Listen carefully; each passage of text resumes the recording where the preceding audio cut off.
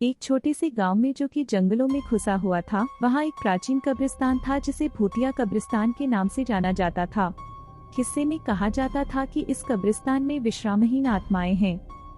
एक पूनम की रात को एक समूचे समुद्र तल के आकर्षित होने पर एक बच्चों का समूह ने भूतिया कब्रिस्तान का अन्वेषण करने का निश्चय किया। जब वे कब्रिस्तान के अंदर और गहराई में भटक रहे थे तो एक लड़की प्रिया अचानक से एक छाया बनकर गायब हो गई। उसके दोस्तों ने भयभीत और उलझन में छोड़ दिया। उस भयानक चुप्पी में कब्रों के बीच भूताकार आकृतियां दिखाई देने लगी। उनकी आंखें परदेशी रोशनी से भरी हुई थीं।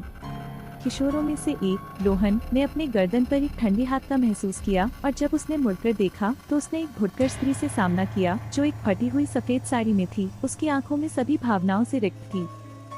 भय थी। बचे हुए किशोर अपनी जान बचाने के लिए दौड़ने लगे, उनका पीछा करते हुए कई प्रेतात्माएं जो उन्हें कब्रिस्तान की गहराइयों में खींचने के इरादे से थे।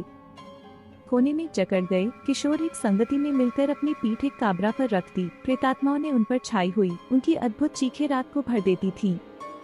अचानक एक फुटकर संकेत अंधेरे से निकला जो एक छुपे हुए समाधि की ओर इशारा कर रहा था, जिसका दरवाजा थोड़ा सा खुला हुआ था, जिसमें अंधेरे की ओर जाने वाली एक सीढ़ी दिख रही थी। नई प्रेरणा प्राप्त करने के साथ किशोर बाहर निकल पड़े। पीछे में पहली रोशनी की पहली किरणें दिखाई दी।